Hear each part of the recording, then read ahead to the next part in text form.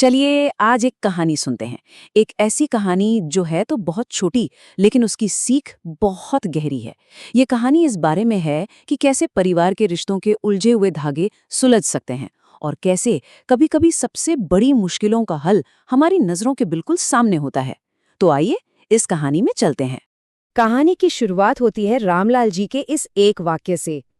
घर दीवारों से नहीं, रिश्तों से बनता है। कितनी सीधी और सच्ची बात है ना? लेकिन असल जिंदगी में हम अक्सर इसी बात को भूल जाते हैं। आइए देखते हैं कि कैसे। तो कहानी के पहले हिस्से में हम मिलते हैं एक परिवार से। एक ऐसा परिवार जो शायद हम सबके घरों जैसा ही है। छत एक, आंगन एक, लेकिन चीजों को देखने के नजरिए वो दो हैं। और देखते हैं कि ये नजरिए कैसे टकराते हैं।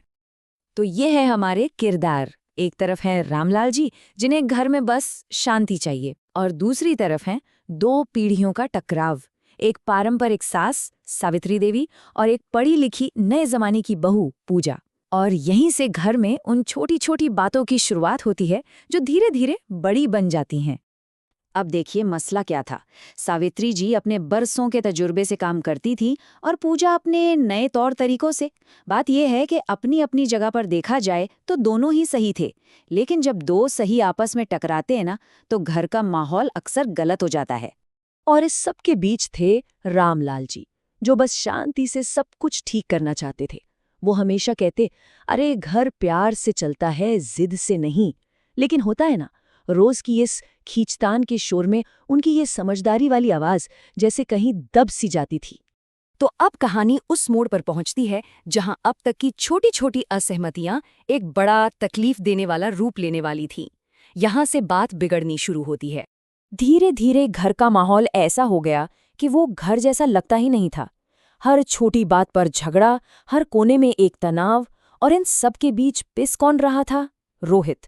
वो बेचारा न अपनी माँ को दुखी देख सकता था, न अपनी पत्नी को। और फिर एक दिन वो हुआ जिसका डर था। सब्र का बांध टूट गया। पूजा का ये कहना कि मुझे इस घर में कोई समझता ही नहीं, मैं चली जाऊंगी, ये सिर्फ गुस्से में कहे गए शब्द नहीं थे। ये उसकी हताशा की एक चीख थी, और इस एक चीख ने पूरे घर की नींव हिला दी।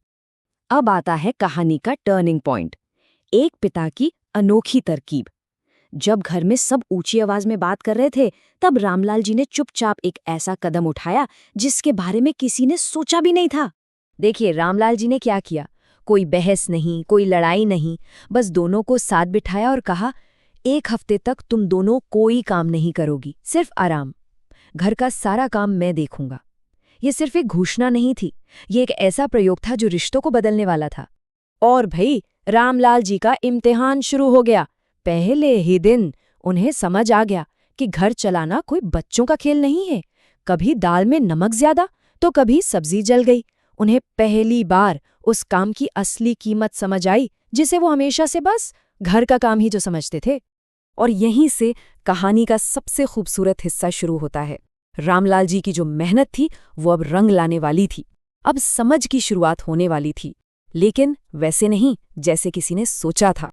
अब जब करने को कुछ था नहीं, तो सावित्री जी और पूजा ने एक दूसरे को और घर को देखना शुरू किया। वो दोनों देख रही थी कि रामलाल जी कैसे परेशान हो रहे हैं, और शायद पहली बार वो एक दूसरे के बारे में सोच रही थी। उन्हें महसूस हो रहा था कि जिस काम को लेकर वो रोज लड़ती थी, वो असल में कितना मुश्किल था। और फिर वो पल आया जिसने सब कुछ बदल दिया। सावित्री देवी ने बहुत धीरे से पूजा से कहा, पूजा, तू इतना सब करती है, मैंने तो कभी सोचा ही नहीं था। ये सिर्फ एक वाक्य नहीं था, ये सालों की जमी हुई बर्फ को पिघलाने वाली एक स्वीकृति थी। पूजा की आंखों में भी आंसू थे। उसने भी बस इतना कहा, माँ जी, मैं भी तो आपकी तरह ही इस घर को अपना मानती हूँ, बस शायद मेरा तरीका थोड़ा अलग है। और उस एक पल में वहां दो औरतें नहीं, बल्कि एक माँ और एक बेटी बात कर रही थी। और बस बिल्कुल सही मौके पर रामलाल जी अंदर आए। उनकी आंखों में एक सुकून था। उन्होंने मुस्कुराते हुए बस इतना कहा, देखा कितनी बड़ी मुश्किल थी, और हल सिर्फ बात करने से निकल आया। उनका प्रयोग कामयाब हो चुका था। तो अब आते हैं कहानी के आखिरी हिस्से पर। देखते हैं कि रामलाल जी के उस एक हफ्ते ने उस घर को हमेशा के लिए कैसे बदल दिया और रिश्तों की असली कीमत कैसे सबको समझाई। एक हफ्ता बस एक हफ्ते में घर का नक्शा ही बदल गया। जहां कल तक तनाव था, आज वहां हंसी मजाक था। सावित्री देवी अब सास नहीं मां बन चुकी थीं और पूजा बहू नहीं बेटी। घर की रसोई अब लड़ाई का मैदान नहीं बल्कि प्यार बांटने की जगह थी। और रोहित, उसकी खुशी का तो कोई ठिकाना ही नहीं था। उसने अपने पापा को गले लगाकर कहा, पापा, आपने हमारा घर बचा लिया। उसकी आवाज में जो सुकून था, वो किसी भी पिता के लिए दुनिया का सबसे बड़ा इनाम है। और यहीं रामलाल जी अपनी बात पूरी करते हैं। वही बात जो उन्होंने शुरू में कही थी कि घर दीवारों से नहीं, रिश्तों से बनता है। और रिश्ते रिश्ते चलते हैं समझ से। यही इस पूरी कहानी का निचोड़ है। तो इस पूरी कहानी की सीख क्या है? बहुत सीधी सी है। रिश्तों में सबसे जरूरी चीज है एक दूसरे को समझना, एक दूसरे की जगह पर खुद को रख कर सोचना।